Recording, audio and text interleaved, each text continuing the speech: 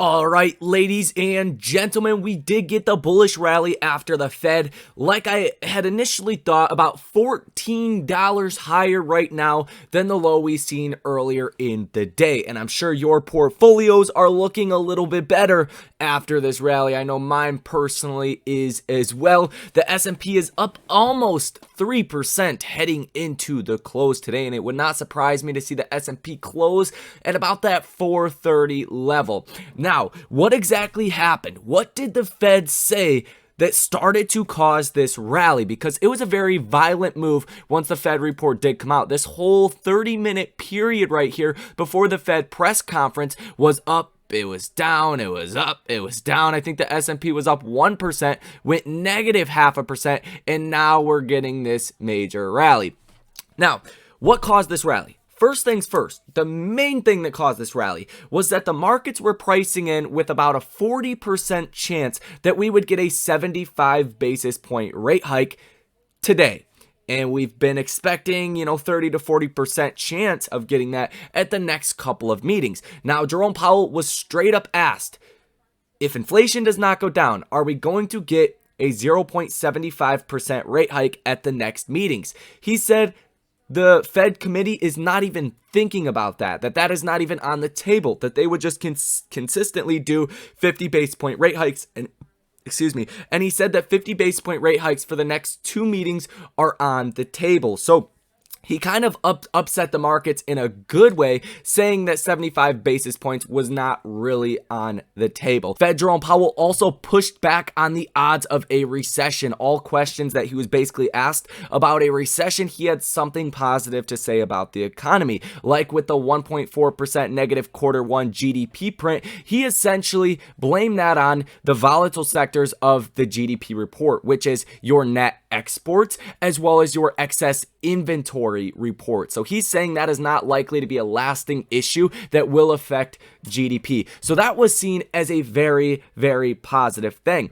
Now, I think one of the most bullish things is the balance sheet and what the Fed had to say about that, because he essentially said that what they're going to do with the balance sheet, and we can go ahead and pull this up right here, is that they are going to start reducing its bond holdings by $95 billion per month by September. That they're only going to go at about $40 billion per month starting June 1st until September. Now, the balance sheet is so important. I've talked about this many times because the last time we seen balance sheet reduction of about $800 billion, the stock market fell about 25%. Everything, S&P, Dow, NASDAQ, everything fell quite dramatically during 2018, 2019, and that was this period in here. So the fact that we did not get confirmation of a 75 basis point rate hike, the Fed said, hey, we'll just do 50 basis points over and over again if we have to. It's like the lesser of two evils, which is seen as a very bullish thing for the markets. And then on top of that, he did basically delay reducing the balance sheet at a more aggressive pace, delaying that until the end of the year. Now, he didn't give any specific reason to why that is, but he did say that it's very uncertain what the balance sheet reductions is going to do. He basically outlined that, hey, some people expect it to be a bigger deal. Some people expect it to be not such a big deal, but he threw out a number, which was very interesting to me. He said over a year of balance sheet reductions, it might act as a 0.25% rate hike increase. That was very interesting, and I think that's a lot less than a lot of people expected. A lot of people expected, $900 billion reduced off the balance sheet could be like a 0.5% equivalent to a rate hike. So that was very, very interesting, and that was a lot of the bullish things that Fed Jerome Powell had to say that really outweighed some of the negatives. Some of the negatives were basically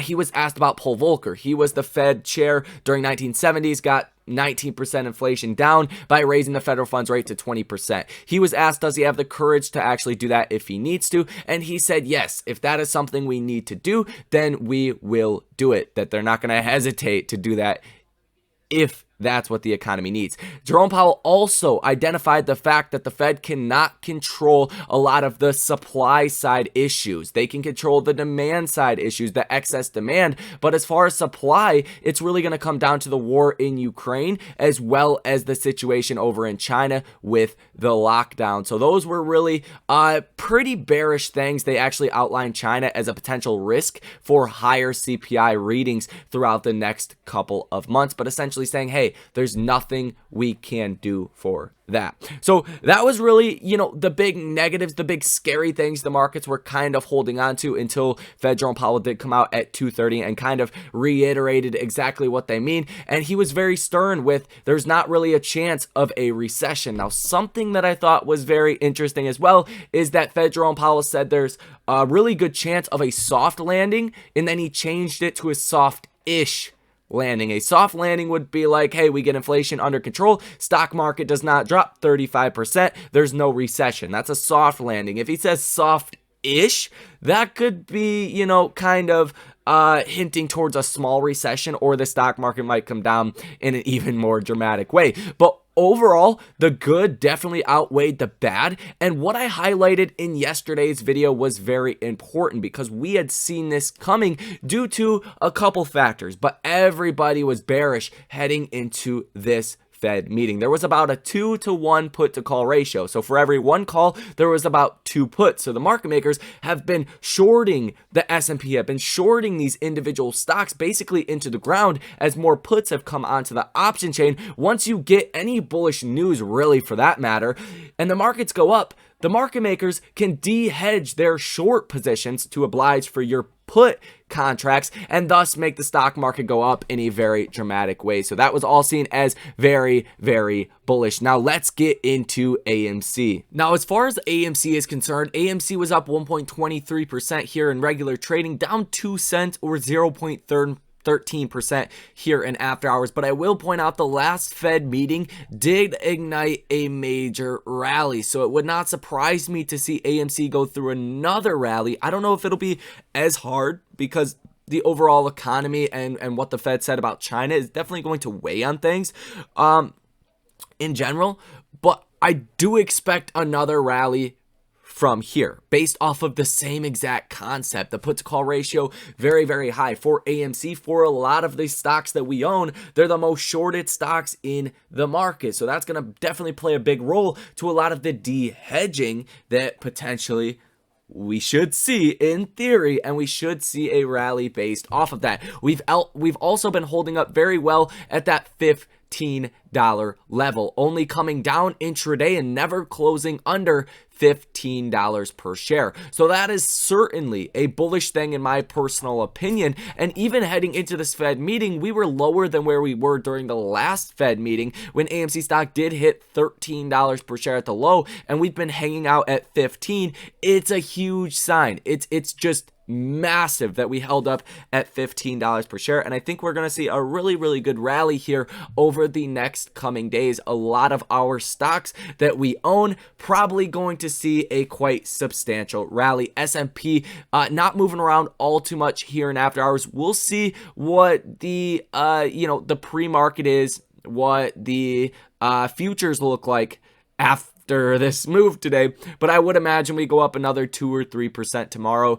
Even if we get a 1.5% gain, it's going to be very, very well. You could see the last time we had the Fed meeting, rallied very hard the day of, about 2.20%. The next day was a 2.22% positive day, and then after that it was just a couple percentage points every single day for quite a while. For like the next 5 or 6 days after that, it was straight up. Now I will say on the S&P, we do have a gap to fill up here to about 438, 439, and that's the range that I am really targeting, and that's the range that I think we could possibly head to. But it's all going to depend how the markets take, all of this information, but it's definitely more good than bad. Now let's go over the Ortex data for AMC stock, and you're looking at 19.2% short interest of free float, 98.98 million shares that are sold short, cost bar max of 4.33%. The utilization is at 100%, and days to cover sitting at 2.62.